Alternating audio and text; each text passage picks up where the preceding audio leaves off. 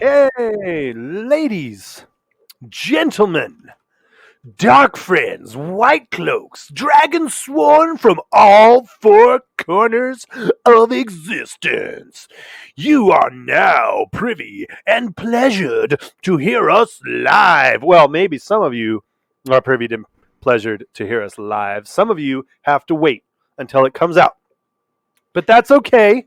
We won't judge. We still love you all equally. And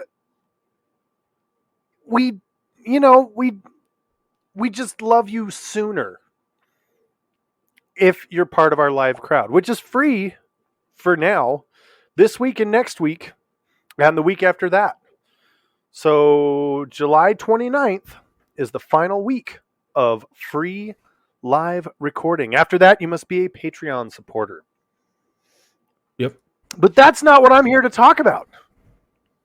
I'm here to talk about the Wheel of Time, because this is the Black Tower Podcast. It is a Wheel of Time podcast. And tonight, for your auditory pleasure, we're here to talk about the Wheel of Time. So thank you all for tuning in and joining us for your weekly dose of madness. And as I said before, I am Josh, and with me tonight is... Hi. My name is Andrew, and I suffer from My name is Wheel Jeff. of Time addiction. Hi, Andrew. Not that I've ever been to one of those meetings. I sold the son And I never normally- had for the landlord. And we're normally joined by our third compatriot and companion, Mr. Daniel, the Aman Khan Mahale. Which, by the way, bonus points if anybody knows what Aman Khan Mahale means. I don't think we've ever talked about that. No, we haven't mentioned it 1,000 times already in previous episodes. I know. So if they were paying attention, they would know. But yeah, he's out tonight because he's old. He done got himself a back hurt. So we're sending some healers over, Deny it. and they're gonna put Run from some healing weaves upon him. Old age comes all the same. It's He hurt his accurate. back, That does happen. folks. Something that Josh and I fully, completely understand. So But he didn't hurt his back like doing manual labor. He hurt his back sleeping. I don't know on what it. he did exactly. I think he said he slept Oh, on it yeah, wrong. that'll do it. That I'm will pretty do sure it. by the time you turn age like 25, all of your joints just give up, go on strike. They unionize and refuse to work until they get higher wages. And then if you sleep with your leg in just 1 degree of a wrong position, you limp the entire next 3 days because the human body is a dick. It's true. It's true. These are factual, accurate statements made by a man of truth and If you're getting old, integrity. just stop. Just And don't speaking stop of- doing it now. Just put a halt on that. Just don't do it anymore. And speaking of truth and integrity, I feel like I must be truthful and let you know that tonight is not a spoiler-free episode. Andrew, would you slap on some protection, If please? I must. Ladies and gentlemen, fans and listeners alike, hear ye, hear ye. The following episode of the Black Tower Podcast contains spoilers from potentially the entire series. This includes books 1 through 14, as well as New Spring, The Big White Book of Bad Art. Robert Jordan's The Wheel of Time, or the world of Robert Jordan's The Wheel of Time, as well as the Wheel of Time companion and associated online mediums such as Dragonmount, Theoryland. Insert other website here. If you have not read the series, you are at serious risk of being spoiled. Professional. Dude, I think that was the most thorough spoiler warning anyone's ever given on this show. Well done, sir. To be Well fair, part done, of it's sir. redundant. If you're already reading the Wheel of Time companion, I mean, you got to be done already, It's or true. else you're going to glimpse something and be like, shit. I know which one Batman Son of a saves bitch. now. Batman, the true Night King of Andor. Now I know what universe Rand ends up living in after stepping outside the Gets pattern. sucked into Gotham. Becomes the Joker because he can't stand this shit. Oh, because he's mad. He's insane. There you go. There's for Looney Theory Thursday. That's why the Joker has no background, no history, and he's just a ghost that came out of nowhere. Because he's quite literally insane Rand who has been transported into another dimension. Yeah, but not the Heath Ledger Boom! version. You got to choose either from the Mark Hamill animated version or Heath Ledger. You just said not Heath Ledger. Sorry, no, not Jared Leto. Sorry, not Jared Leto. I was thinking of like Heath Ledger's name and all that. Because when I think of the Joker in the modern cinematic universe, I think Heath Ledger. Oh yeah, because he killed it. Oh man. yeah. And then he killed himself. Damn it! I shouldn't have said that. Mm. It's still too soon. It's always too soon. Luckily, we're not here to talk about DC Comics. Luckily, we're here to talk about the Wheel of Time. But as you said, in the earnest desire for honesty and transparency, we have some miscommunication is the word we're going to use to clear up from our last episode in regards to the one true Bay, Aviendha. Aviendha is Bay. In the big glass columns. Bay in a big way. So this is actually the inspiration and kickoff point for tonight's episode. What we wanted to do was start off by, I guess publishing a retraction. It's not really a retraction though. I think it's a clarification point because we had one of our Discord folk. We also had an email come to us and say, yes, we also had an email, and they pointed out to us something that a very important detail that we just kind of waffled over in the episode. As we all know, men go to Rhuidean once when they go to Clan Chiefs, and they go through the glass columns. Women go to Rhuidean twice. Their first time, they go through the 3-ring ter'angreal. The second time, they go through the glass columns. Any more than this is strictly forbidden. It is absolutely not okay. You should not go through the glass columns more than once, ever, anybody. Okay? And this is one of those bits of knowledge that's passed down from the Gen Aiel. They don't really understand where they get it. They just know it's a thing. It is known, that kind of a thing, if I may borrow from another fandom. Well, Aviendha, on her second trip to Rhuidean, goes through the glass columns. She comes back out and she goes, "Oh, that was a trip." She sits down in the shade of the Avendasora tree, meditating, sorting the things out in her mind, trying to figure out what's happening. And as she's contemplating things, she has just recently learned that she can identify a ter'angreal and what it does by touch. So she can pick it up and go, that's a cool thing. It does this.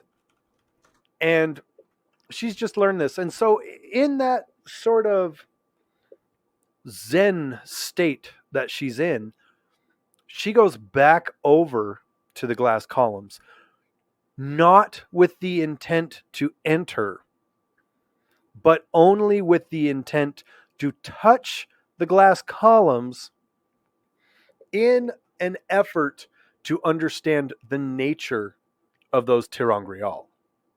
Okay?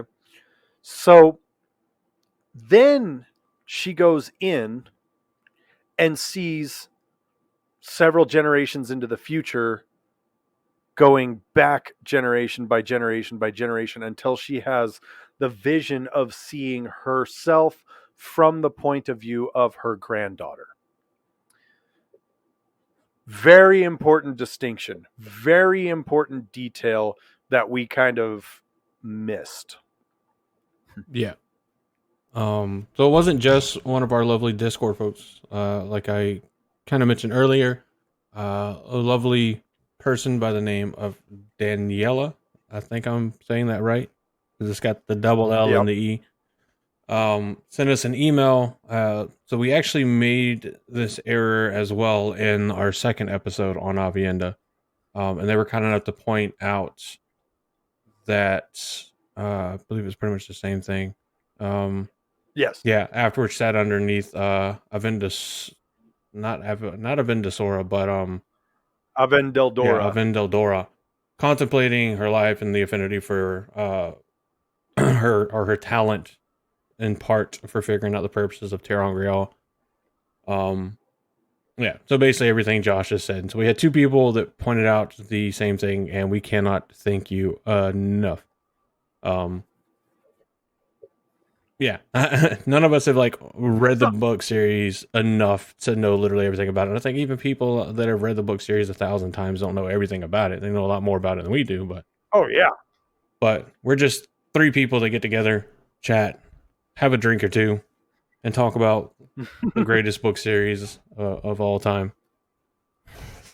Well, and the cool thing about it is, you hit the nail on the head. There's nobody that's read it enough times to pick up everything. And Brandon Sanderson himself has even said, gosh, there's just so much there. It's really difficult. And when he was writing the last 3 books, he was just like, I need access to everything. I need unfettered access to everything if I'm going to do this story any justice. So he did a lot of reference work and a lot of studying and a lot of back and forth as he was, finishing and completing the series. Yeah. So now with that's addressed and rectified on the record and available publicly this coming Friday, which is the 17th of July. This is like the Boom. one random part of the year where I can actually remember the days.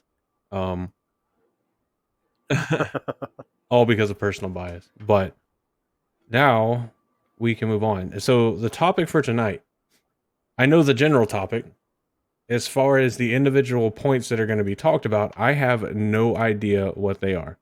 I know they're going to be something like Avienda contemplating and reflecting on her life and stuff there in Ruinion, but I don't know exactly what points Josh is going to bring up. So I am 100% zero prepared other than to be here and so talk.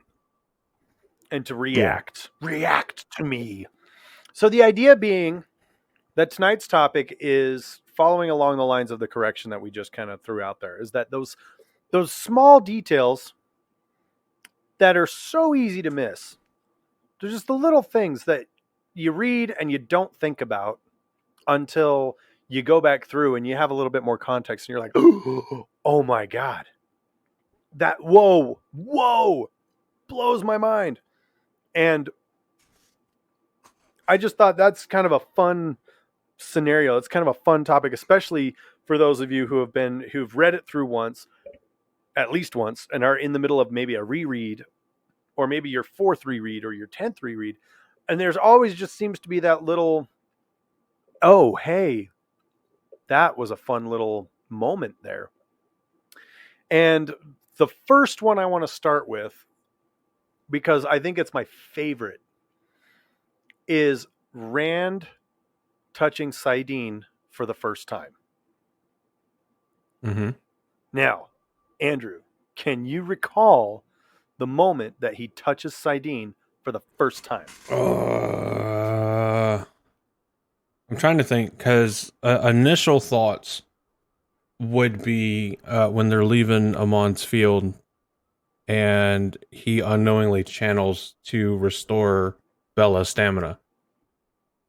But I vaguely remember something about it being earlier than that. So, for all intents and purposes, that's pretty much my memory and recollection of that as well. But we talk about the Wheel of Time being largely based on people's points of view. And at that point in time, it wasn't Rand's point of view. So we didn't get really a description of what's happening with that. But we do know that a few days later, and through a series of events, the group gets split up. And the particular moment I want to touch on is when Rand and Mat have their first encounter with the White Cloaks. And you get it from Rand's point of view. And he's like, something inside him, it starts talking about how his heartbeat starts racing. He feels hyper aware. He feels this strange warmth radiating, and he is suddenly the most confident person in the world. And then when the White Cloaks are like, "What are you laughing at, you little country boy?" And he's just like, "What you gonna do about it, White Cloak?" And it's like this brilliant moment to him. And reading that for the first time, you're like, okay, whatever's happening with him, he's all this is way out of character for Rand. But you don't really think a lot about it. There's also the scene on the Spray on Bail Doman's boat when he's on the top mast laughing his crazy head off. I think he just kind of jumps down. And these are moments where but that one again was not from his point of view. Yeah. Well, I guess it kind of was. Well, kind of. I mean, that one was kind of a split POV. Like you had his point of view because he could see something, and then he thought, and then someone says, "Get down there, you'll break your fool neck." Yeah, I mean, so the first one with Bella, I think RJ tried to mislead the readers because was it before that happened? Before Moiraine notices that Bella's the only one that doesn't need her stamina weave or restoration or whatever she calls it. Is that before or after she discovers or Egwene finds out that she has the potential to learn to channel? I believe it's after, because I think I think RJ tries to imply that it might be Egwene that does it. Yeah. Well, Egwene, she's telling Egwene. Well, first thing you have to remember too is that Moiraine recognized the spark in Egwene the second she met her. Egwene and Nynaeve both. She recognized that they were women who could channel. Yeah. Instantly. And so as they're writing, and I think you're exactly right with that. When they find out that Bella's the only one who doesn't need restoration, I guess I'll say. In the previous pages, you've got Egwene who's like rooting Rand and Bella on, like they're like, come on, you can do it. Or no, I'm sorry. It was Rand that was turning around going, come on, you can do it, Egwene, because Egwene was writing Bella, right? He was all, like praying that Bella would be able to keep up and everything for Egwene's sake. Because at this time, Egwene is still obviously the hometown sweetheart that he's supposed to marry. They'll be gone for 3 months. They'll do whatever they need to do and come back, and they'll get married. And they're gonna go do the thing, and then they're gonna come back, and they're gonna have a couple kids. It's gonna be great.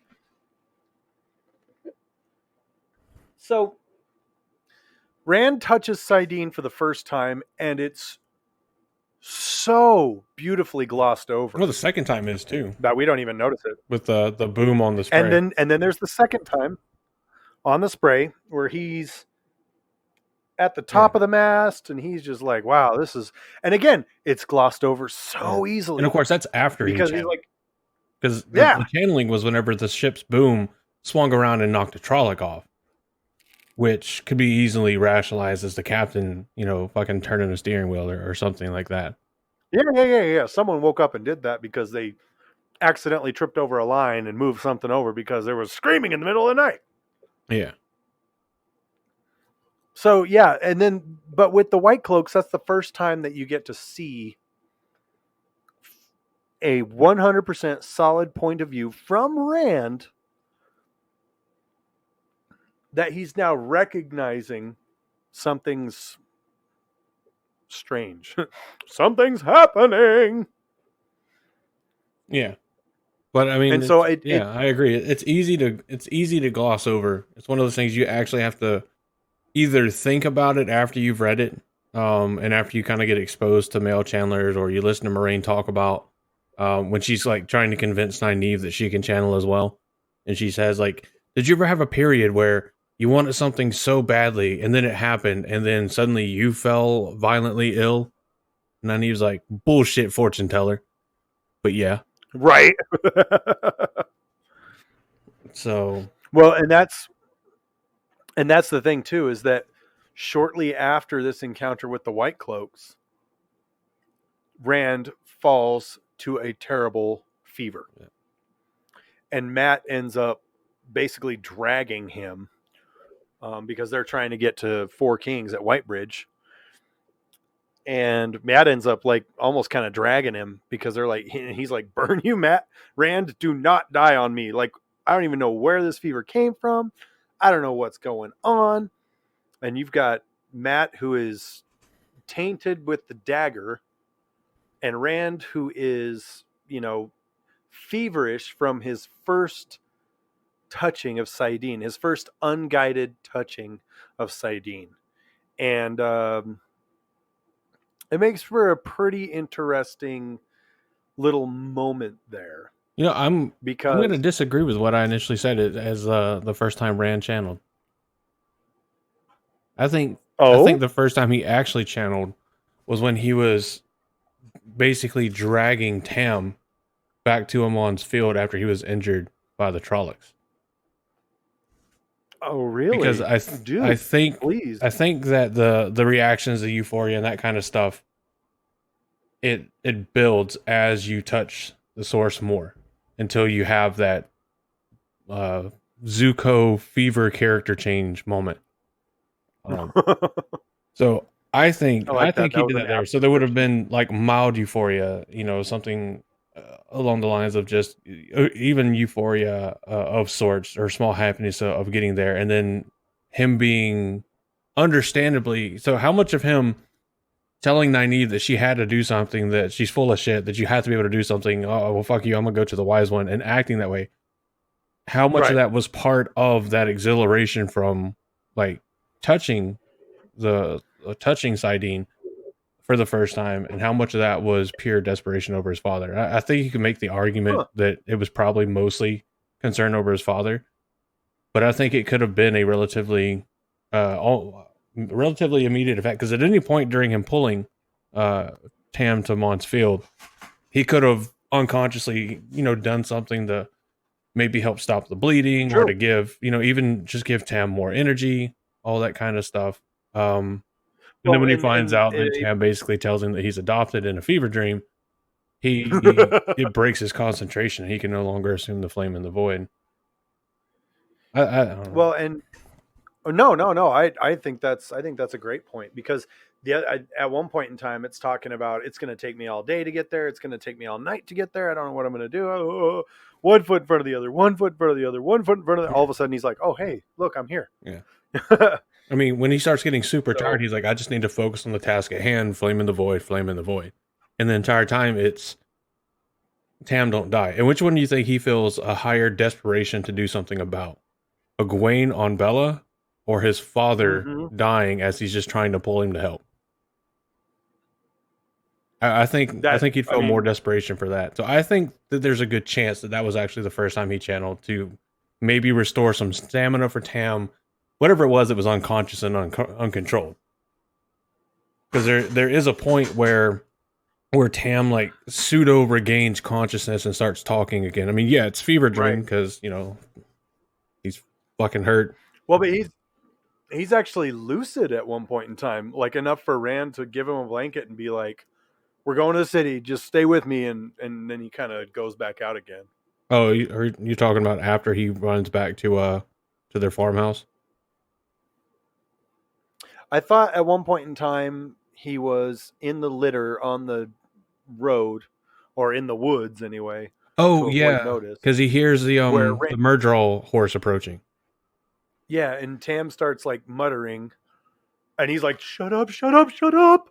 And Yeah. then after everything like clears out, Tam like opens his eyes, like his eyes flutter, and he looks at Rand. So I'm like, there's, I can definitely see something Yeah. there, like in the Yeah. most, in the pit of the deepest desperation that he can find. Please hold it together so that we don't both Yeah, get killed. I think that's a and good Tam point. does. I could buy Tam that being goes the point. quiet. Tam goes silent and says, "Okay, we're not gonna talk." And then as soon as Rand like removes his mouth, says, "Okay, we're good," that's when he goes, I can see the "Oh future. my boy, I can see clearly now. The Murdrow's gone. I don't know. I'd like to if anybody listens to this and you want to do some more research on it, In my way." if you want to look in and see if there's any lending proof to the idea that Rand first channeled when he was dragging his dad to try to save his life, we definitely want to hear it. Because obviously I didn't know we were talking about this. I haven't done any research in that, and it was an idea that I didn't know until we were talking about it. Boom. Maybe that was a bad strategy on my part. No, I don't think there's anything wrong with it. I quite like it. It's like a light version of being on the Dusty Wheel again. I have no idea what you're going to ask or talk about. See, there we go. It's almost like a Hey, game. did you just compare me to Matt at the Dusty Wheel? I'd be honored if you did. Yeah. Well, we'll say at least in part. I think you could. You have the makings of a fantastic host. Thank you. That really gets me in my heart, in my heart's fire. Well, I'm just good at bullshitting. I mean, there is that. Oh, okay. Well, I'm apparently wrong because Sanderson is confirmed from RJ, using RJ's notes and all that. Using the power to heal Bella was indeed the first time. I like my idea better more. Damn. Better more. That's fucking stupid English. I like Yeah, my idea better. Like still. you're more better. I acknowledge mine the more invalidity of it, but I'm maintaining my headcanon that Rand first I- channeled with Tam. I'll acknowledge that it's wrong based on the authors and source material, but I reject your reality and substitute my Rafe, make the change. Go back. You got to reshoot whatever episode that's included in, 1 or 2, I'm sure. Yeah. I was about to say, if they are planning on covering A New Spring and the first book in the first season, That's a lot of shit to cover. it is a lot of shit to cover, but when you get the scope of the rest of the books, it's a relatively small amount to cover as well. Yeah.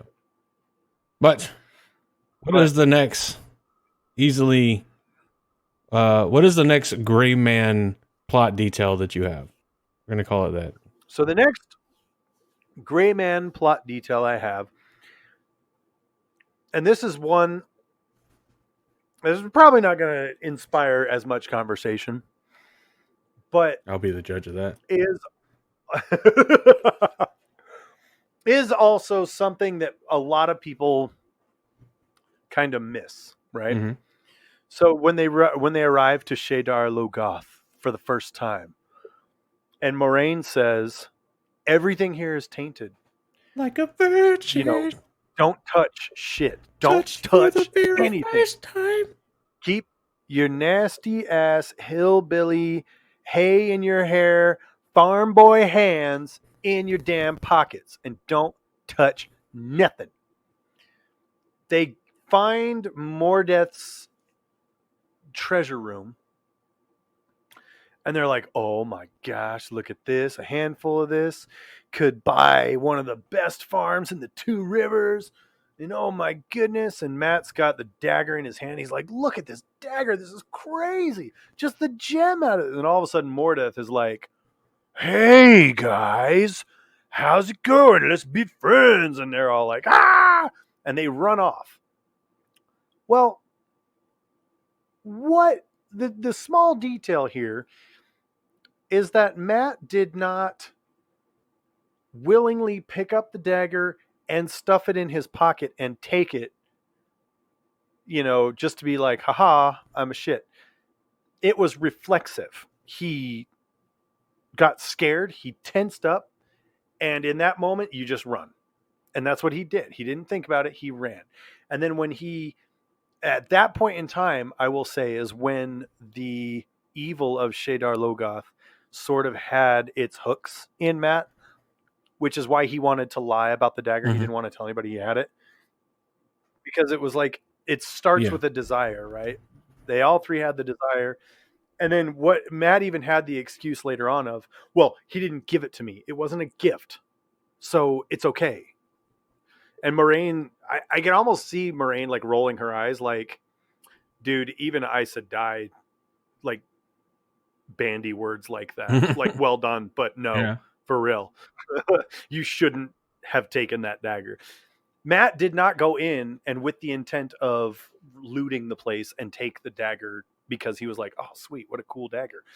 He just happened to be holding the dagger in his hand when Mordeth jumps out and is like, hey, let's be friends. And everybody's like, no.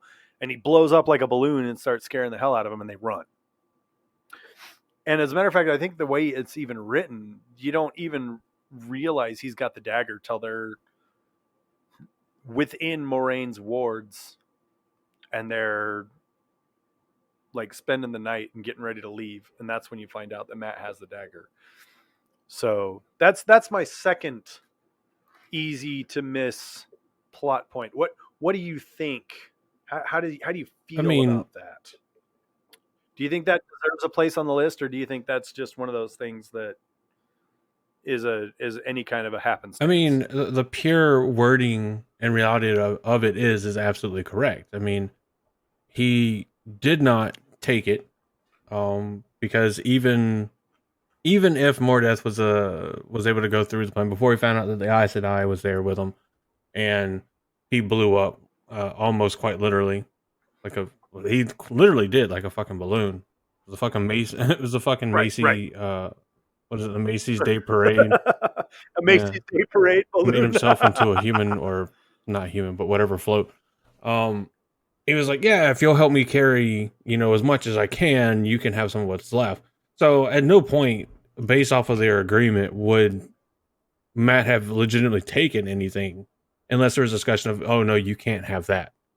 I agree. Right. It's a reflex. That's what you do. A fucking guy that was just talking about helping you carry shit to his fucking mules right outside the walls suddenly starts literally growing and swelling, then bursts into fucking mist basically and disappears in a crack in the wall.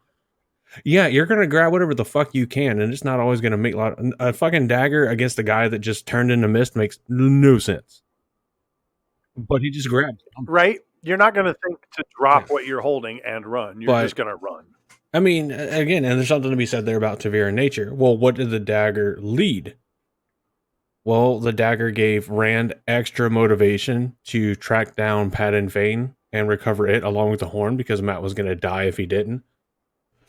It brought Matt to the White Tower, and ultimately allowed him to meet back up with Tom, where he could beat the crap. Oh yeah, we definitely needed that. That's the apex of the entire series. Screw you, Tarmin Guyton. It also brought him to where he was back in Tar Valon, where your boy Tom Merrilin was. They were able to meet back up, so that brings Tom Merrilin back into the story, because he's obviously necessary, because without Tom Merrilin, Rand and Tyr may have never survived, not dealing with the nobles, with just Moraine's help. The whole Deus Damar thing. So it just happened to be the dagger that he grabbed that wound up leading to all that. I mean, Padan Fain's eventual obsession with it. We kind of know why, or not kind of, we know why. But I mean, right? Yeah, it's not as simple as he just stole something from Shadar Logoth. Nobody stole anything from Shadar Logoth. Right. But the harsh reality is it never mattered if somebody stole something, was given something, or just found it and took it outside the walls. I think the binding to Matt itself happened the second they left Shadar Logoth. I think the initial, no, he didn't give me anything, no, I don't have anything, is in large part Matt being Matt. No, he didn't give me anything. And he was kind of like, well, I wasn't going to take anything, but I ran out of there, had it on me, and it's fucking gorgeous, and it's probably sells for a lot of money. I can buy so many badgers with this coin, that he was like, fucking no, he didn't give me anything. No, I didn't take anything. He's like, well, the agreement says. I think it's just Matt being Matt. I mean, this is who Matt is. I mean, if there's a loophole, Right. Matt will find it and he will go through it and he will make that loophole his bitch. And that's what he did. He found a loophole, and unfortunately, the loophole this time made Matt his bitch, because even Moraine cautions that the evil that now owns Shadar Logoth longs to leave, but can't leave unless somebody takes part of it outside of the walls. So there's no point in digging your claws into him really inside the city, because it's not really going to change much of anything. But as soon as he gets out, well, now you need a vessel. So now you start digging your claws in, and now you start possessing him. I mean, essentially, that's what we have, is the essence of Shadar Logoth attempting to possess Matt through the dagger. I mean, it's like, yeah, that's exactly what starts happening. Is you have Shadar Logoth or Mordeth or whatever that entity is begins. It's almost like, if you are a vessel and you're full of water, and the water is your memories and your experiences in your life, and Shadar Logoth goes, oh, you know what? I'm going to start filling this vessel. So it gets a cup and starts, pouring water out, thus stealing memory and experience from Matt the second they leave the wall. And it also creates sort of a parasitic relationship where it's saying, it protects itself by saying, no, you can't take the dagger away from Matt. Matt, no matter what you do, you can't let anyone have that dagger. You will do whatever it takes to keep that. And it's so the second they leave the walls, it's a new game now. It's no longer, Matt, you are an idiot. Go, throw that back over the wall. Now it's Matt actively hiding and seeking to keep it secret, because now there's an entity within him that is telling him that that's what he needs to do. Do it. Take it, Matt. Do it. Do it. Kill him. Kill Rand. Kill him now. He's too dangerous to be left alive. I don't know what that was, because that sounded far more like Pennywise than it did Palpatine. It kind of did. Hi there, Georgie. And that's okay. Want a dagger? Hi. Come here. You want a balloon?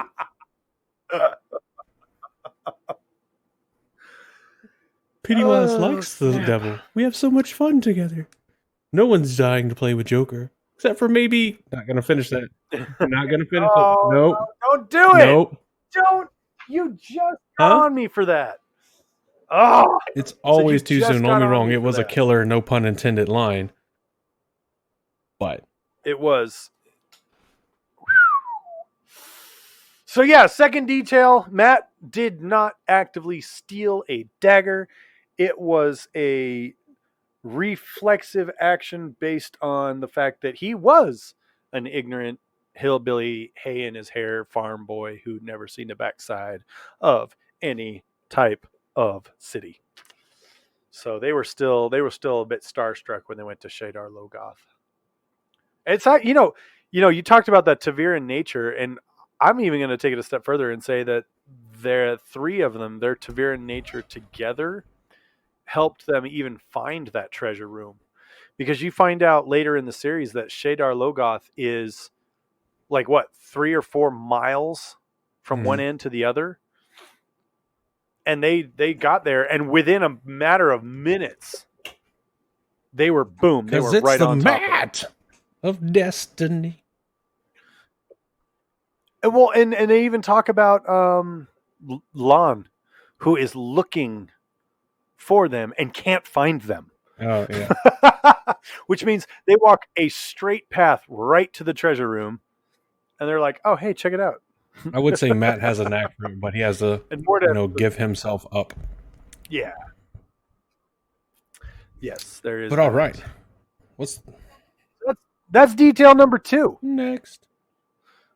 Detail number 2. Next detail, You guys ready for this one? This one's a small detail, but I like it. Josh, and it's one that I haven't actually. We're not talking about What? my nether regions on the podcast anymore.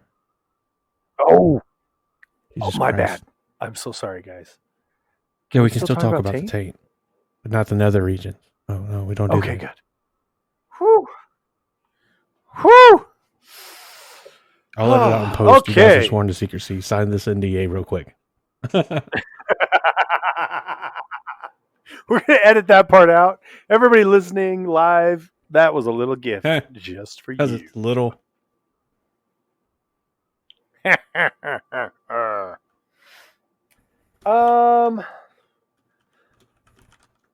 Yeah. Thanks for listening, guys. These are fun. These are a lot of fun. I have a lot of fun with them anyway. So, and you guys keep coming back for more, from what I understand. So I'm going to assume that you guys also think they're fun.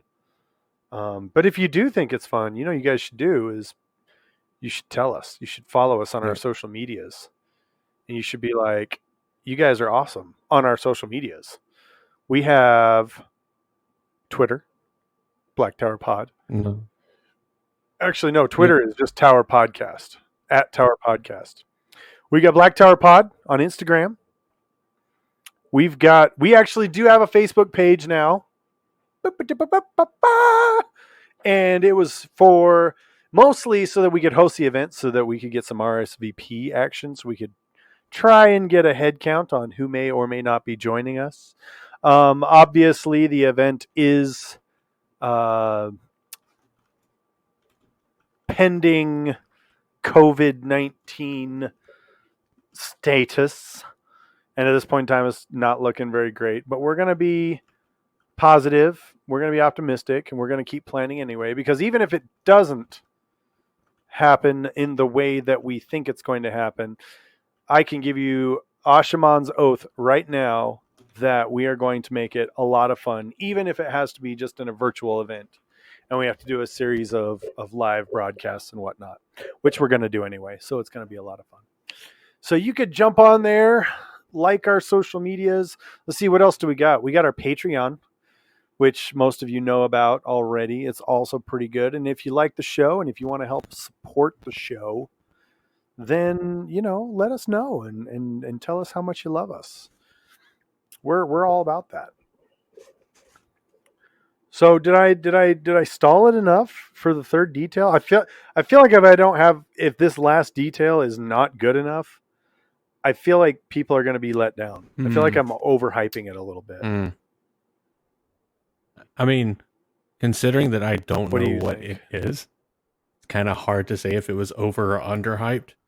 But knowing you, I'm going to say that if anything, it was slightly over underhyped.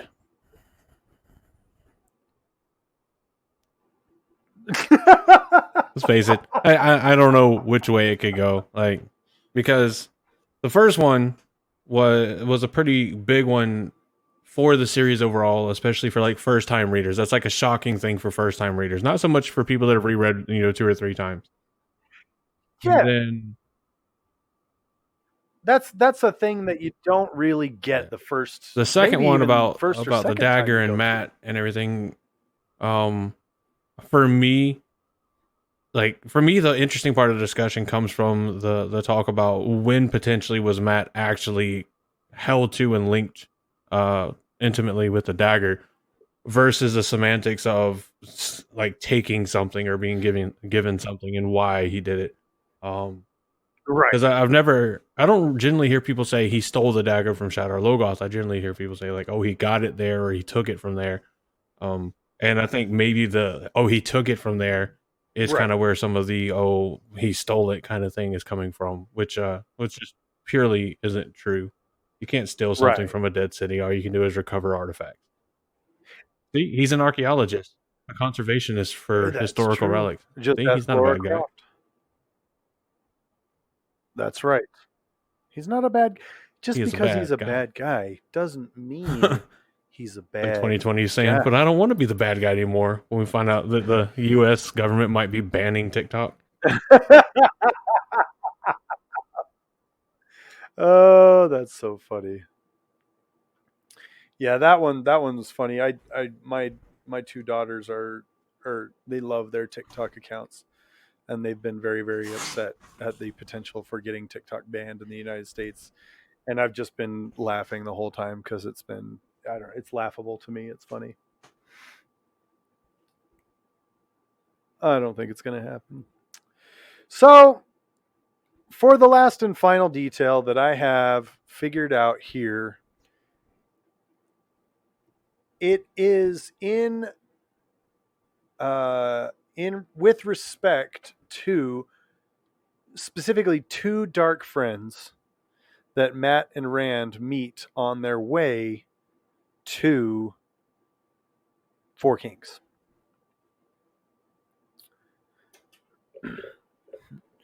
And the first one you get, I think it's the first one. It's the dude, the young lordling is what they realize about him. They say, hey, he says, we should be friends and we should be hanging out. And they get what he's saying to them, what he's saying without saying. And he's basically saying, join the shadow. I've got powerful friends. You could be dark friends with me and it'll be awesome. And they're like, oh, hell no. And they punch him in the face and they bloody his nose. And they're like, you better run or we're going to tell everybody about who you are and what you are. And the reason they don't go shouting it from the rooftops at that point in time is because they're kind of in hiding themselves. They're kind of going, hey, I don't want to attract a lot of attention. We don't get a lot of coin. And so they have that little confrontation. And then they have another confrontation with a young lady who kind of does the same thing, only her approach, instead of trying to sway them over, she tries to like lull them into this state of safety and complacency, and she pulls out a dagger and stabs it at one of them. They move out of the way. I see your like, dagger get and out of raise here, my own. crazy lady. And then they throw the dagger. That's right.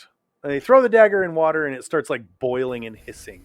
And they look at the hole in the where the dagger was in the board, and it's got like smoky, smoldering piece where the dagger had actually hit the wood.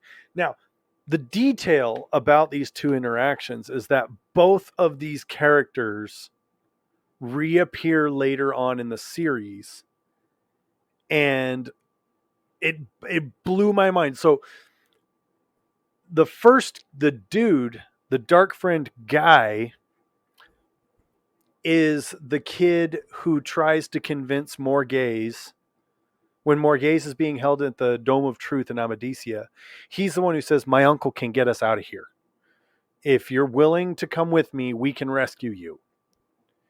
Now, was that a dark friend plot, or was he just a dark friend in a situation and his uncle told him this is what we have to do and blah, blah, blah? We don't know. Or I don't know. Maybe there was. But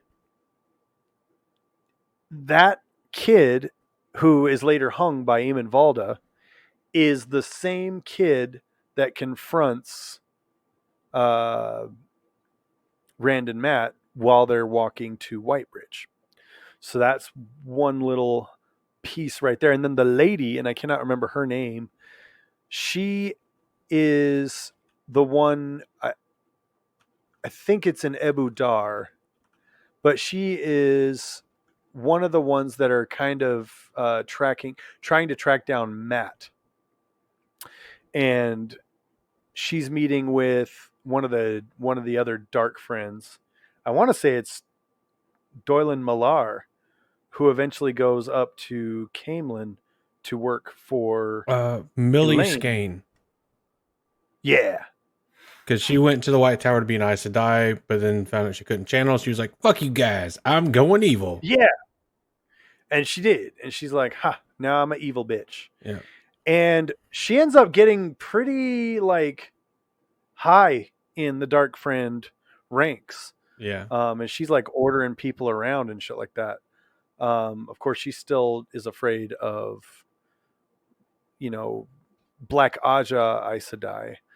But but that was one of the freaky little details that the boy Peter or Pater, whatever you want to say, I never noticed that until, funny enough, I saw it on Twitter, and someone mentioned that, and everybody was like, "Holy crap! Do you guys notice this is the same kid?"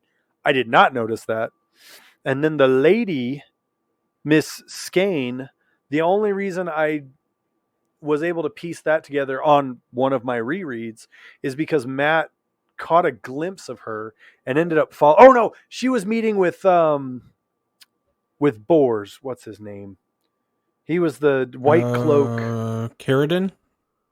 Is that him? Carradine, Jacob Carradine. And it wasn't Abu Dar, it was in Tarabon. No, it was it was when Nynaeve she was and Elaine and Egwene were hunting down Black Sisters. Yeah, but Matt notices her in Abu Dar. While in Abu Dar, she's under the command of Old Cully and Carradine. That's right, because Old Cully is the nasty old dude. Yeah, I believe so. Gnarled, yes. One eye, no teeth, basically a meth addict, and he only washes once a year. Right. But he was really high up in the Darkfriend ranks, and then something happens to him, and then Millie, or later as she is known by the lady Cheyenne. Yeah. Cheyenne? Yeah. Shiane. Go with that. Shianu. Shanae. Yeah, which I'm going to call her Lady Shanae. I mean, it's interesting because she's a good glimpse into how far Dark Friends will go, because she literally murdered the father, the daughter, who is who you're calling Shanae, and their one servant, just to take on Shanae's identity. Yes, and that also got her all of her father's name, or Shanae's father's name was Willem Averin. But killing him also got her all of his money, which is probably a lot of what led to her later gambling habits. Yes. Because that's part of what prompts her to hate Carradine so much. So that whenever Morden's like, kill Carradine, she's like, cool, bet, been waiting to do this. Sweet. But she literally murdered a family just to take on someone else's identity and just happened to get money in it. And then got a gambling problem. Which is awesome. I mean, she hates Matt. Awesome from a standpoint of she's actually quite the badass. Like, she is, deadly and resourceful, obviously. And it's just a real interesting point to see how lucky the boys were in the beginning to brush up against these two dark friends without any lasting consequence, I think is the best way to put it. Especially knowing what they were both willing to do for that. And it kind of shows too, because Peter, his uncle is a merchant, so I can see them traveling, so it makes sense that they'd be in Amadisia, because it talks a lot about trade routes going through Amadisia. Yeah. But this other woman, Shanae, she's all over the place. Because she's there in Abu Dar, then she's in Camelin. Yeah, but I'm pretty sure she was in. She ended up. I thought she was in Tarabon as well, or was it just Abu Dar? Am I just messing? Am I just smoking crack with the Tarabon thing here? From as much as I can remember and what I can see based off of what I looked up when we were talking about it, it's just Abu Dar, and then again in Camelin, because it's Abu Dar that Matt recognizes her, because he recognizes her at the Silver Circuit, one of the stadiums in Abu Dar, where they do horse races. Okay.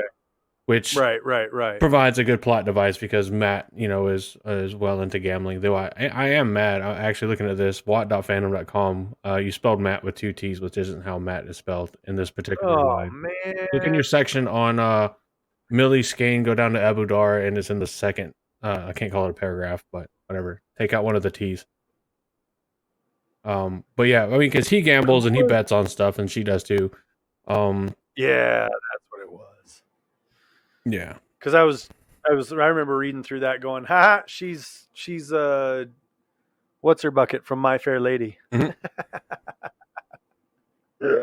Strutting around the horse races, being like, "Hey, I got me some stuff going on." Yeah, because by the I'm time we thinking see her in about Camelin, she's now like essentially almost directly under Borden. She's not exactly directly under. Because right. what's the other person's name? Starts with a H, like Hanlon. Hanlon. David Hanlon Yeah, is actually, I believe, directly over her. I think because it's Hanlon. Whenever Hanlon or David notices that Millie is treating Phelan uh, fairly well, like being pretty easy on her, it's David that is like talks to right. Morden and is like, "Hey, can you come and remind her, of who she is and who Phelan is?" Yeah, yeah, Dude, there's so much, like, especially when you start getting into characters like this, there's so much that they're very lightly entwined with, but still involved with that, like, right. because this isn't anything I ever thought about, and I'm not sure that I ever actually, consciously that I can remember, realized that the lone random chick that tries to kill Matt in the stable is the same one that we see briefly in Evodar and then in Camelin, and she's actually the one responsible for creating a lot of the chaos in Andor, like by Yeah. arranging arsons and just creating an overall condition for crime to flourish. Well, and it's one of the things that makes this series so amazing. I mean, you can say things like, oh yeah, well, it's just the author, recycling characters. They don't want to, have a character list that's too long. And we're like, yeah, that's not a problem with Robert Jordan. He had no problem, with over 1,000 named characters in this series. So Oh, slight correction. I'm sorry. Morden seeing how Shanae is treating Phelan sends Morellin. Morellin is the one that actually drowns Carradine and Brandy. Oh, Um, see, and has actually been given Phelan to be used however he wants for her punishment. another one of those little details. And that was the guy who does end up becoming, who positions himself as Elaine's captain of the guards. I I'm pretty sure that's is the he? same guy, because they actually meet together, and I believe it's her that's like, because it is him, because he and Fauline, whatever her name is, they like The meet lion together. Phelan something. They meet together, and they pretend like he's given it to her because that's her punishment, but they like end up using these moments to trade information. And they know they're working Yeah. for one of the Forsaken, but they don't know, if they're working with other Forsaken. They don't know if they're crossing other Forsaken. And at one point in time, I believe it's Mm. Shanae who says, how would you like to seduce a queen? And it's at that point in time that they put forth the plot to position him in Elaine's. I don't think so. I think that's someone different What is that? because he's tied up by JM whenever Elaine and her group come to arrest Millie and the rest of the Black Aja Aes Sedai that are with her in Camelin. And remember, Jaime is the kind of older warder. Oh, Jaime, the Giant Slayer, the warder bound to Van Dien Namella. But because Phelan or Fall Lion or whatever her fucking name is, last name is Boda, Bhoda. She actually escapes from his control because David Hanlon gives her something to give to Morellin to make him sleep throughout the night so that she can escape. and there you go. See, details. I made up my own little details to bridge my own little uh, associations. But I think that's what So I think. Never mind. Never mind. I'm looking at the wrong person. I was just going to say. Go I ahead. think that's funny enough. Even getting it way wrong like that, I think that's still something that I like about the series because you get such an intricate weaving of the pattern, no pun intended, that it is kind of difficult to keep up sometimes. It is kind of hard to say, wait, who the heck is this guy? Oh, I just have to accept that this is a new person coming in. So you were thinking of Mellar, Yeah. which is the alias David Hanlon takes. Yeah. So So right idea, same group of Yeah. people, but it's not Morellon or whatever his name is. It's David Hanlon. Hanlon, who takes the name of Mellar. Yeah, close. I mean, the names are close enough to easily get them,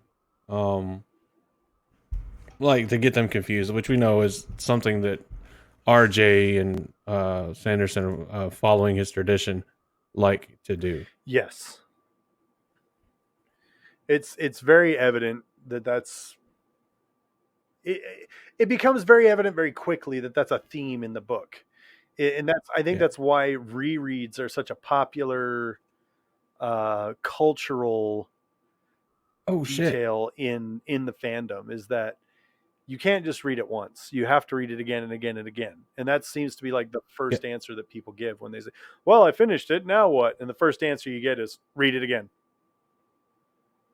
Do you remember who Mellar kills? Not specific. He kills a number of people.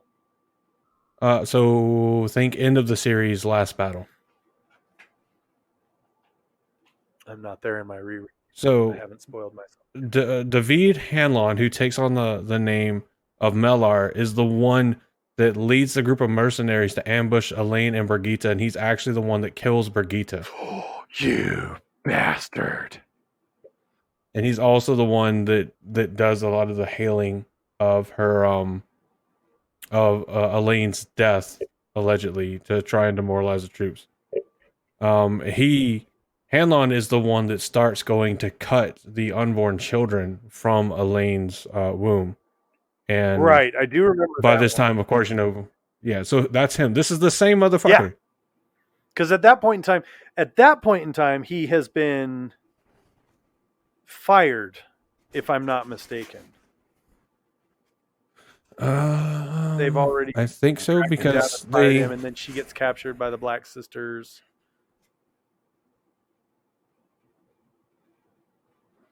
Because I think Eldrith and Tamali, I know I'm saying that wrong, Tmaile, they break into Chesmal Emery's cell, and Elaine confronts them, and all three end up shielded. And as Elaine is making her escape, Mellar, or Hanlon, same person, stabs her. Yes.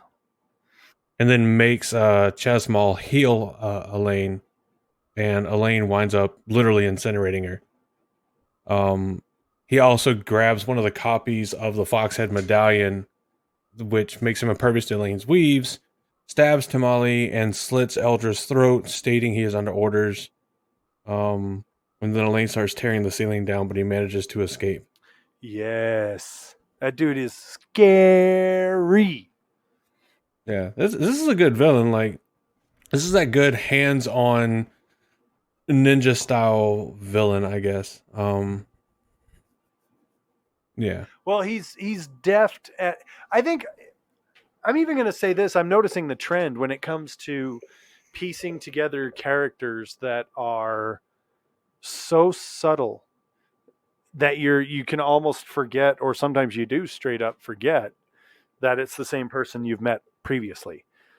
The trend here is dark friendery. All of them are dark friends.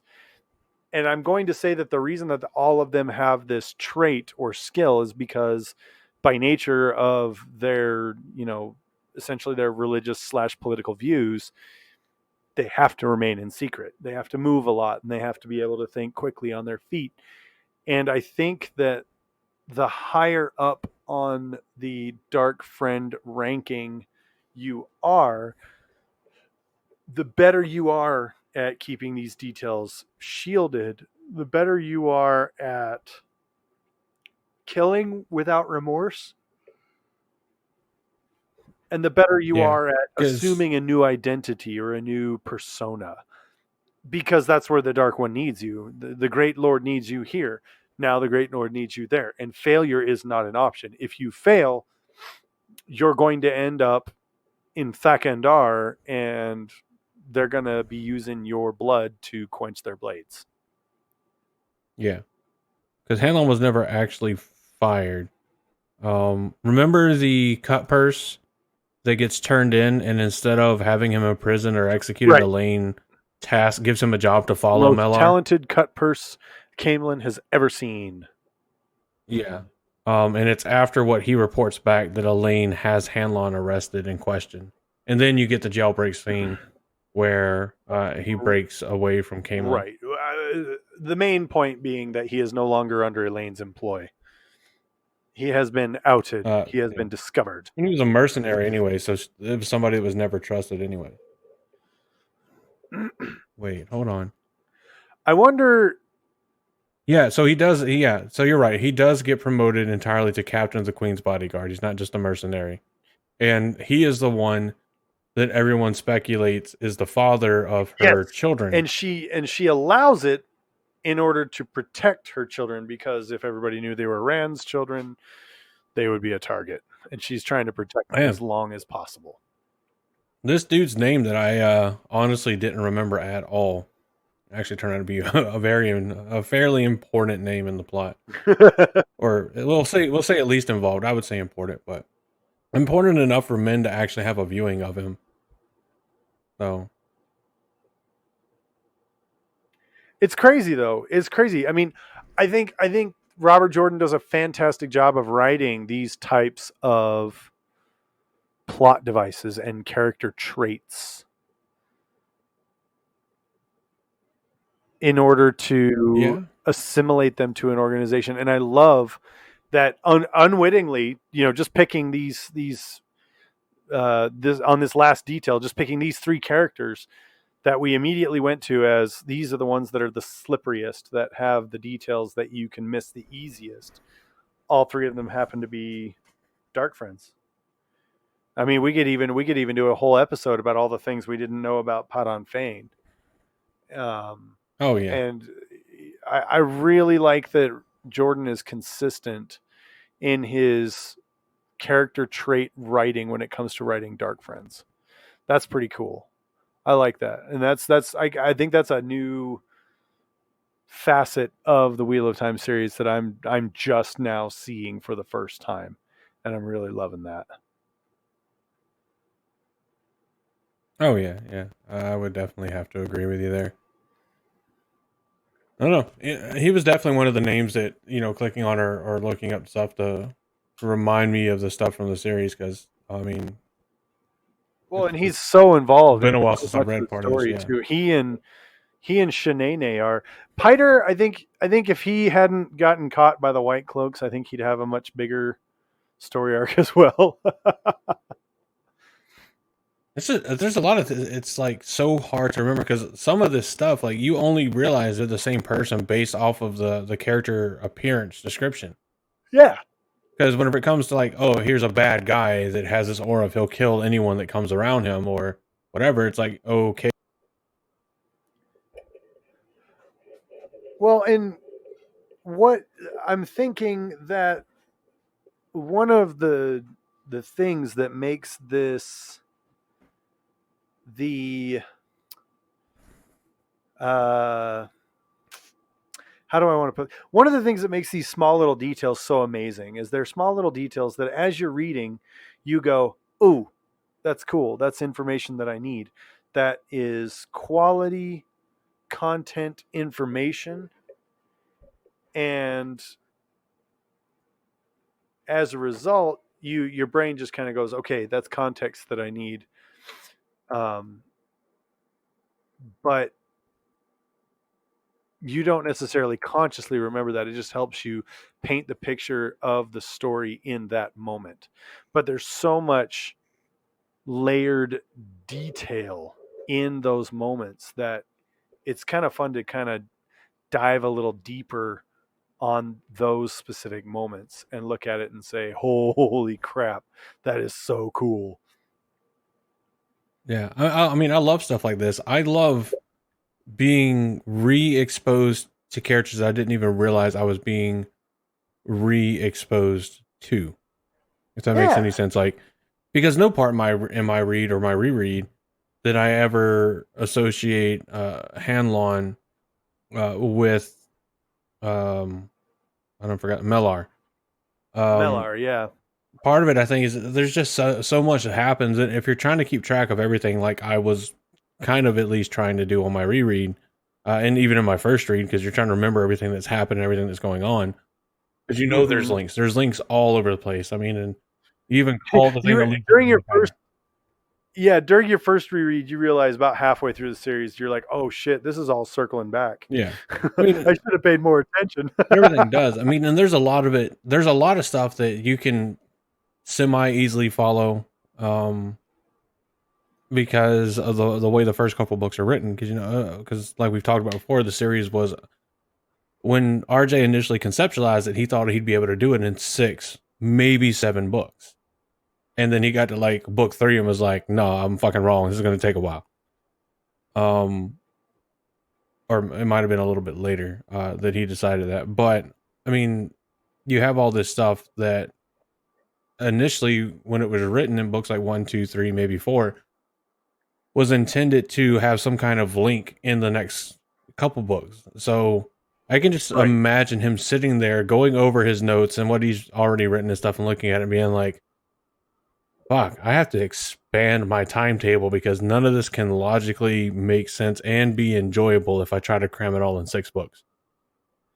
And he knew the story arcs from beginning to end before he ever started writing, because he was able to lay some foreshadowing, some foundational work, and he was able to just write the most intricate tales and tapestries that link back in the most intelligent ways. Because like I said, I know sometimes artists are guilty of recycling characters a little bit.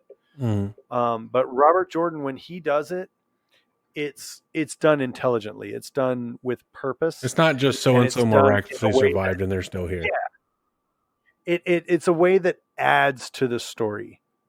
And it really fixes the problem with recycling characters, where you're like, wait a minute, where the crap did you come from? And people are like, oh, now it's time to do a flashback to explain how I got out of that situation. And it's like, you don't need to do that with the Wheel of Time. And Rafe Judkins isn't, and then the showrunners, they're not going to need to do that. They're not going to need a series of flashback scenes in order to, illustrate a point that was made 3 seasons prior. Oh, yeah. But I genuinely hope that when the series comes out, you get references to earlier seasons or that kind of thing. I hope that feel, that element of the story is still present when the TV series comes out. Yeah, we're going to be like the meme of, why am I blanking on his name? The guy that played Mr. Candy, the plantation owner in Django. Oh, Leonardo? Yeah, Leonardo DiCaprio. Yeah. It's going to be like that meme where it's just like pointing to the screen. You're going to be like, I recognize that motherfucker. He was in like episode like 5. That better happen. If that doesn't happen, I'll be so upset. I mean, if they're trying to do it right and they want to make the connections obvious and I don't want to say obvious, but apparent, then yeah, try to use the same actors. The same actor that you have whenever we meet David Hanlon should ideally be the same person we see playing Mellar. Throw a little makeup on him, make him different either as David Hanlon or make him a little different whenever he assumes the Mellar identity. Doylan Mellar. Well, and I think we can say for a surety things like Alvaro Morte, who's playing Logain. We're going to see him in the first season. And then we're probably not going to see him for the second season, maybe not even the third season. It might be like the fourth or fifth season before we see Logain again. And that damn well better still be Alvaro Morte. And people, I don't think people are going to have the same experience as us with it. Like, first read through, and you see Logain, and he's in a cage, but he's smiling and laughing and ha ha ha, and he's confident. That's not going to mean as much, I don't think, to the television fans as it did to the first read through for the book fans. I think we're going to get a hint of Logain's presence later on in the series, especially with how they made a casting announcement about him pretty early on. But I am excited to see, because I feel like that's going to be a big one that they do, where they make the introduction early on and then they bring it back, later on in the series. And now it's, whoa, holy crap, welcome back.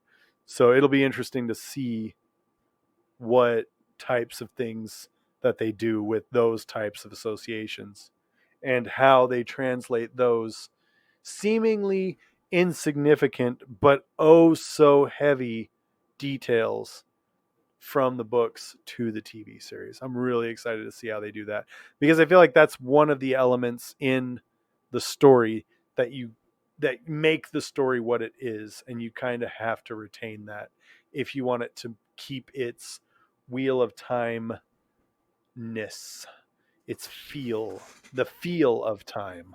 I like it. Yeah, I think they'll do a good job. But I'm also trying to mediate expectations, because we want so much, and in reality, there's only so much that we can earnestly hope to have. And Accurate. Ultimately, I think as long as they show that they're trying to be as true and close to the source material as they can, and that the show is enjoyable, and it's something that I can sit down and watch and be like, oh yeah, I recognize this. This part is from Eye of the World, and this part is from New Spring, or whatever have you. That I recognize this as Wheel of Time, and it's not one of those like, that kind of resembles what happened, but that's not really close. Right. I don't want a Harry going in an Ollivander's scene. Yeah. Because I mean, like that was a scene they could have easily like made very true to the books, right?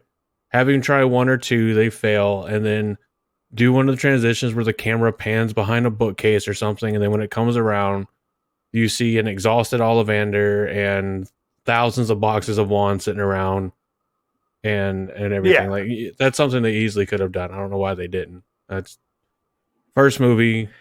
Small budget, nobody knew if anybody would like it, and everybody loved it. And now most people can't stand the author, for good reason. Yeah, that was, I was about to say, that was an example of someone who should have just, once your stuff was done, talking. She should have stopped after the Dark Child or Cursed Child, whatever it was called. What?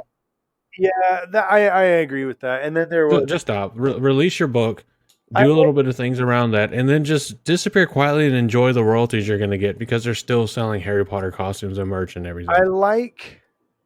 Otherwise, shut your fucking mouth. I like the fact that she was, in the beginning, she sort of gave more to fans, and she was like, "Oh yeah, Harry had 4 more kids, and their names were blah blah."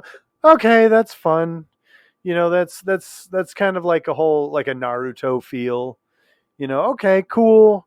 Now we got, kids that Harry Potter had, and okay. I blame the Pottermore site. Yeah.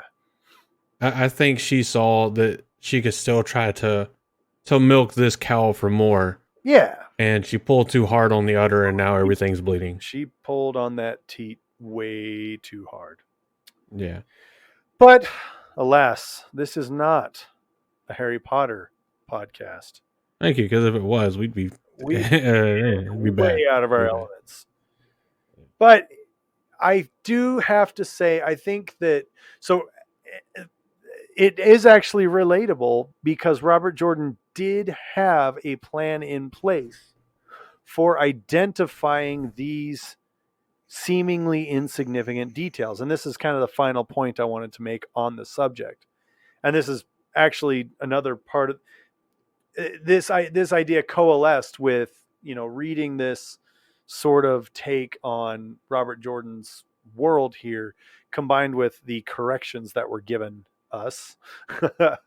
And he kind of said, there are things in this book that are obvious that I'm surprised no one's figured out yet.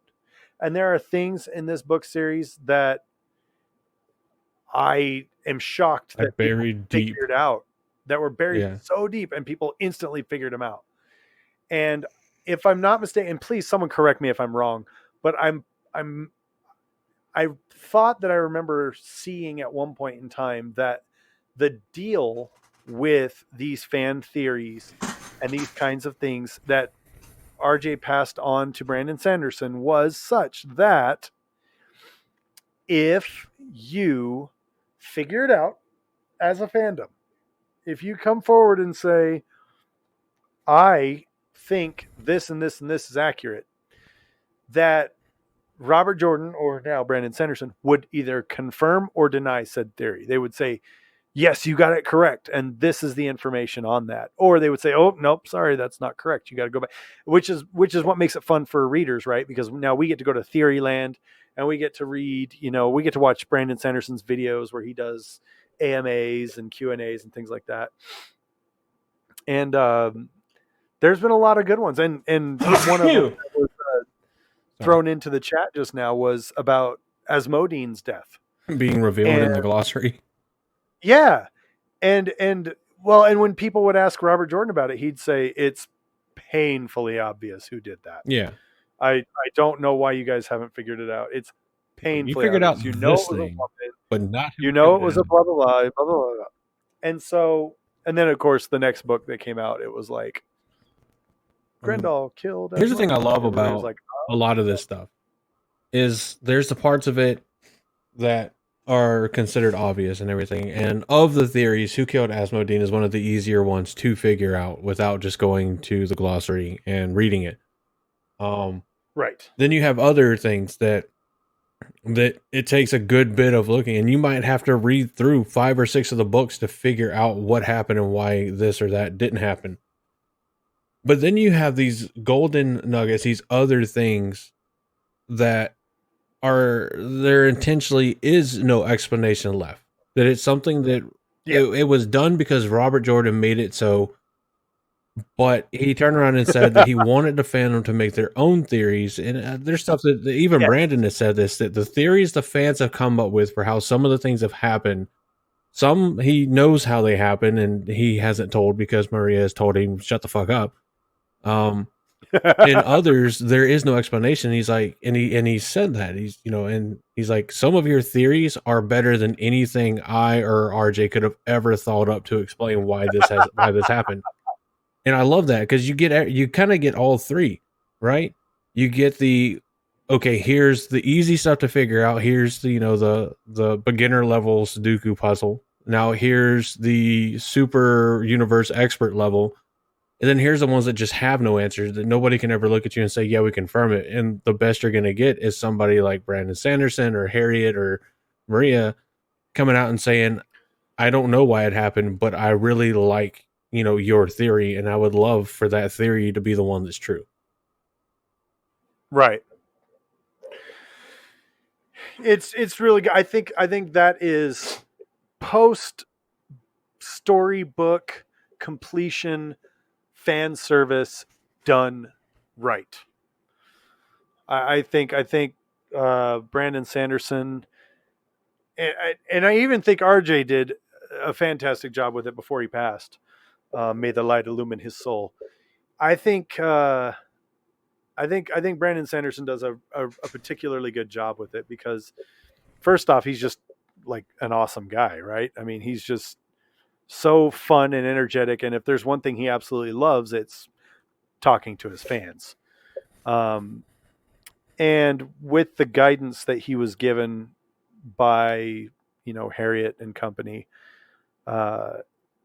you have a pretty good formula for fan service. And I guess we could call it, postpartum fan service. Once the story is over and there's no more books to read, and you're going through your reread, and you can start developing questions. It's super cool to see their current responses, and even to see to this day people talking to Brandon Sanderson and asking about it. And this book series is, it's 20 years old. It's older than that. I think The Eye of the World is 30 years old or something like that. It was published in the 90s, I believe. Yeah. Yeah. There's like, yeah. But the point being is that I think it's coming up on 30 years old, actually. Yeah. And here we are several decades later, and Brandon Sanderson is still, he's doing Twitter lives, and he's doing, Reddit AMAs, and people are still asking about the Wheel of Time. And I think there's something special about that. You get that you get people talking about Lord of the Rings because it's a good series and people talk. I don't know that there are still people who are as devoted as Wheel of Time fans are when it comes to the Lord of the Rings.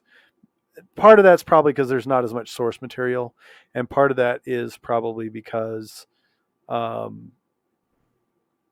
it was so long ago that a lot of the diehard fans have died out. Damn. But I'm just truth saying. is truth, but damn. But it's just, I think it's really cool to look at this and say, oh, you got all these seemingly little details, and I'm sure there's hundreds of them that we're missing. And every time you read them, you're going to pick a new one up, and you're going to go, oh, clever. And but I really like it. So, as far as your sort of final thoughts or your closing arguments, how do you feel, Andrew? How does this make you feel? I love these kind of discussions. I absolutely love it, especially when we have people that can actively respond to what we've said. And there's been times where they've quote unquote saved our bacon because we've said something wrong, and they've pointed it out or provide more material about what we're talking about or something to that nature. Because there are people out there that they remember that Brandon Sanderson or RJ said this or confirmed this in an interview, and we may not, because the amount of prep work we do for an episode may or may not surprise you.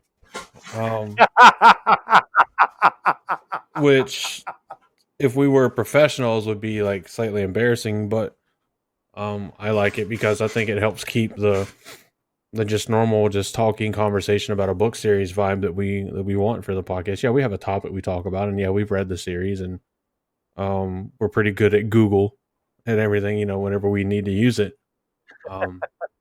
It's the podcast for the everyman. Yeah, but I love things like this because, like I said earlier when we were talking about Hanlon, this is stuff that generally most of the time I don't really think about. I'm not really concerned about it. If I'm reading, generally I'm like, okay, well, what are the people that I know that are the same persons out the series? What are they doing? What's going on here? What's going on there? And just trying to keep up with them is almost work enough. Sometimes, yeah. So, I love it. If there's the more you understand about a book or a series, and the more little details that tie into further on in the series, to me it helps engage the series. Things like what we talked about with Hanlon and Millie Skane and all that, it helps tie in just how much of a threat Dark Friends and the Shadow truly, actually, indubitably is. I think indubitably is the wrong word, but you get what I'm trying to say. Indubitably. Because they really are. Like, if it was just random people that showed up and they didn't really seem to do much independently, then you're like, whatever.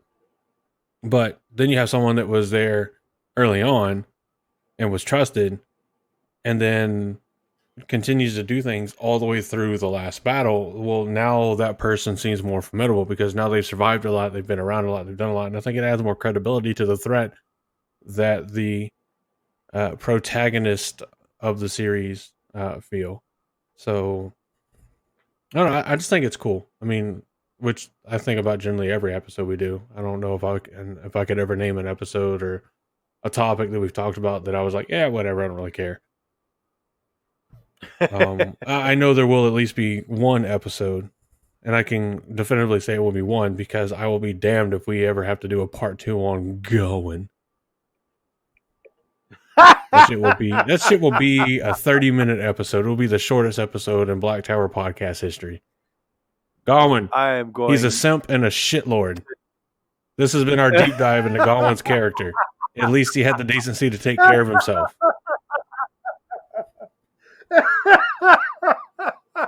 Some people are sitting there fucking watching you put on the blood knives ring, and they're like, "No, don't do it." And I'm like, "Yes, Do it. sacrifice your life. I don't care if it's successful." Because I like Egwene, but Yeah, she's you know, far the from my funny favorite thing character. Far from it. She is.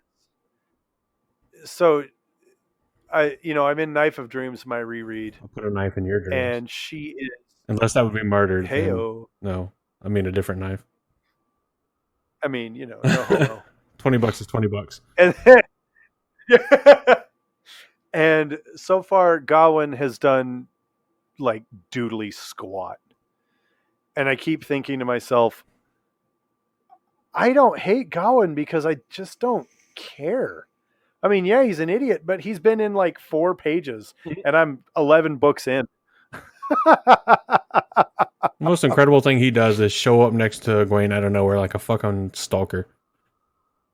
And I say Yeah. incredible because he was able to like sneak up on people, not because being a stalker is incredible or anything. I mean, I mean, like the most significant points in the story at this point in time, he gets his ass kicked by Matt. Him and Galad do, and then he and Galad fight over Min's attention when she's undercover in the tower, and then they help Siwan escape. And like after that, I guess he was at the wells. He was at Demise Wells. was he really though? I mean, technically, physically, yes. That right there should tell you everything about the interaction.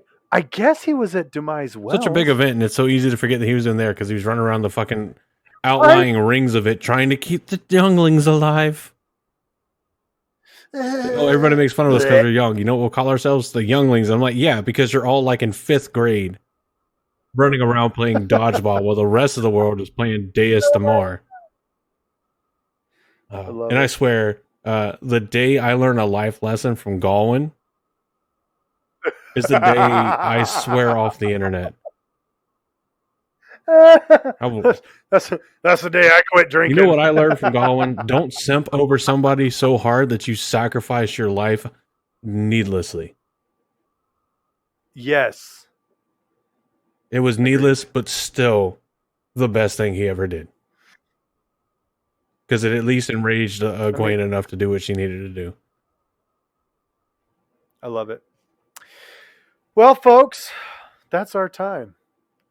We hope you found this dose of taint edifying as well Big fucking word. as moving in your soul. We hope that you go away from this being just a little bit better than you were an hour and a half Start ago. small. Set your first goal to be better than Gawain. It's not hard. Just be better than Gawain. And then the day after that, be better than Galad. And we'll work our way up to Lan. You can do it. I don't know believe in about you. that one. Thank you so much for listening. Thank you so much for tuning in. Oh, who's gonna send us out? Like that's Daniel's. Do I need to go back on like an older episode and like splice in? I'm gonna do it. I'm gonna do it. I'm gonna splice in Please do. Daniel. We'll still say goodbye ourselves, but I'm gonna cut it out for the recorded. And I'm gonna splice in Daniel's signature sign off. So here's what we're gonna do. So I'll do like the thanks for tuning in. I have been Josh, and then you can do You have been Andrew, and then like splice Yeah. that I can't in. wait for Daniel to listen to it, get to the end, and be like, "What the fuck? I wasn't there. Identity theft isn't a joke, Jim." See, and you guys live. Millions of people suffer each year. And see, you guys get this because you're listening live, and the people listening. But just imagine how on much it's Friday are gonna not gonna fuck get with this people. Like they just said Daniel wasn't here the It's gonna whole be great. episode, and he just chimes in at the end. It's gonna be like he just came into the end just to say goodbye.